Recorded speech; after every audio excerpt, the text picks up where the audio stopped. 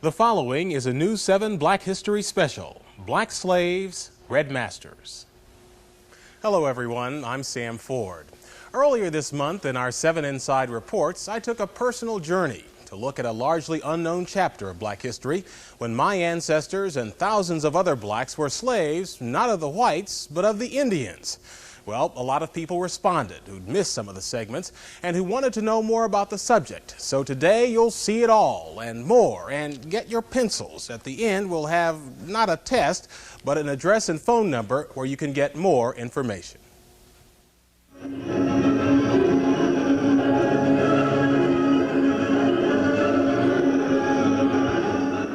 Every summer at Tahlequah, Oklahoma, the Cherokee Indians sponsor their Trail of Tears pageant, the story of how the U.S. government robbed the so-called 5 civilized tribes of their homelands in the South and moved them by force to Oklahoma.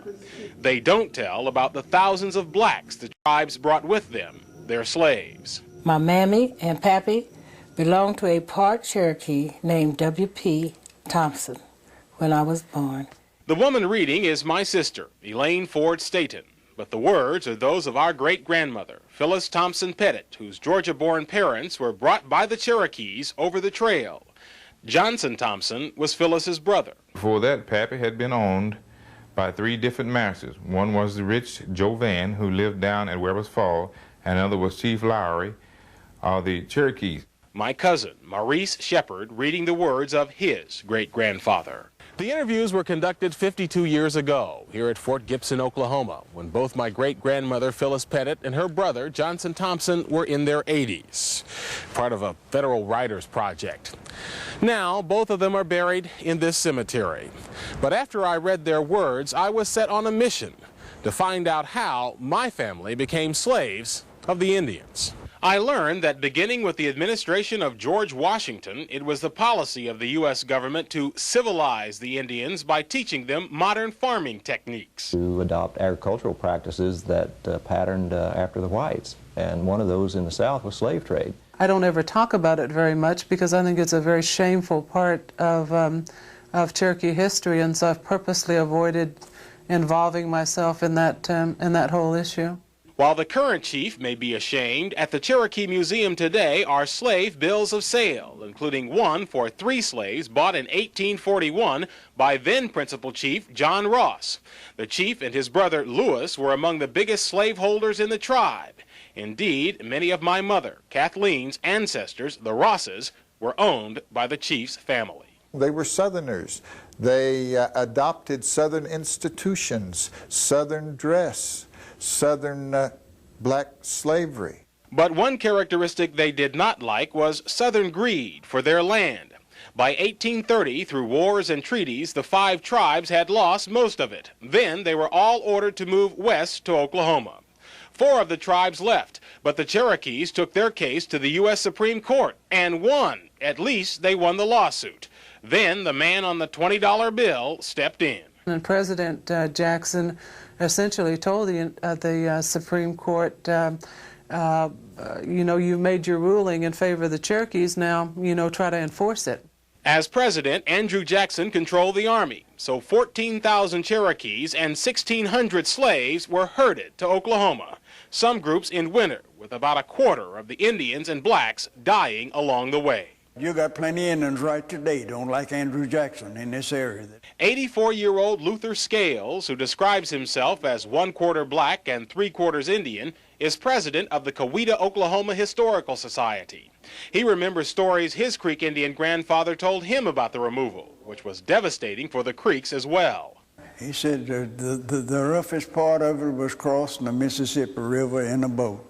How so? Well, man, the Mississippi River, do you know down there in Arkansas and Mississippi, when you're talking about a mile across, mile or so across the river. And then in a boat, as swift as that water's running, well, you got problems. Once in Oklahoma, the slaves were put to work, raising cotton, building the new nations. The Murrell home, which still stands outside Tahlequah, Oklahoma, was built by the Cherokees' black slaves. And should you think the Indians were much kinder masters than the whites, listen to Granny Phyllis's words in the interview about my great-grandfather. My husband was George Pettit. He tell me his mammy was sold away from him when he was a little boy.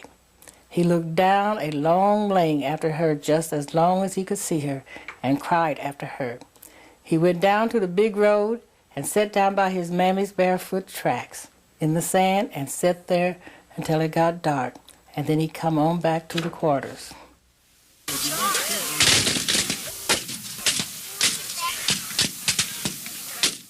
Oklahomans reenacting the Civil War Battle of Honey Springs. When it actually occurred, this was the Creek Nation in Indian Territory, slave territory, in which all of the 5 civilized tribes had signed treaties supporting the South.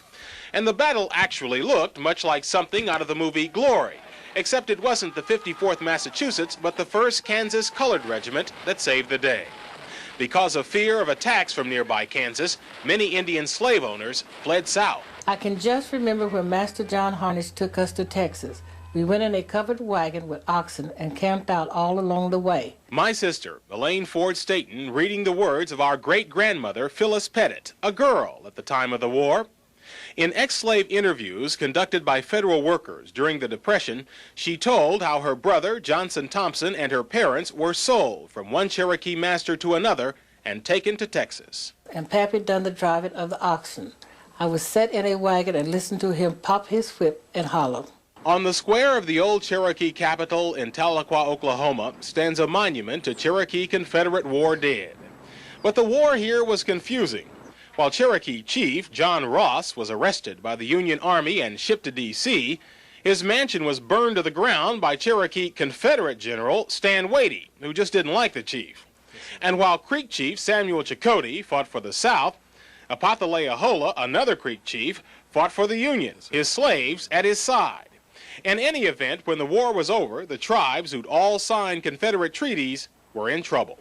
The United States government informed the 5 civilized tribes that all previous treaties are null and void.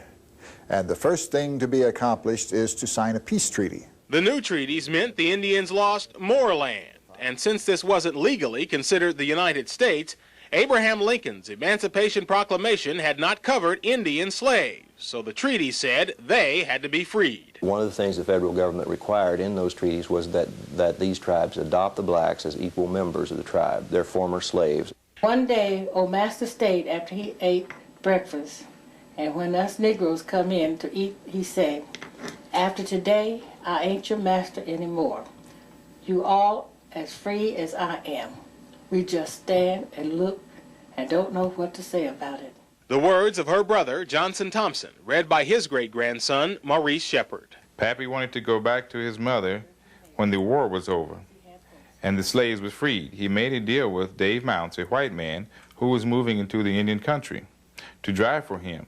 Granny Phyllis described a harrowing trip in which they had to fight off wolves with fire from their camp, a wagon journey over land and water that lasted 5 weeks. When we would come to a river, we would cross ferry boats, but me and brother rode on a bed in the back of the wagon, and when we were crossing a river, Father would make us lie down and wouldn't let us look out. He was afraid we would fall out in the river. Finally, they arrived back to Fort Gibson in northeastern Oklahoma, where their father's mother was working as a cook for the U.S. soldiers. My grandma, Phyllis Harnish, was the mother of the Colored Baptist Church on 4 Mile Branch, east of Fort Gibson. She organized the church and was head of it as long as she lived. Since the Cherokee tribe owned all the land, as new Cherokee citizens, the family merely picked a spot.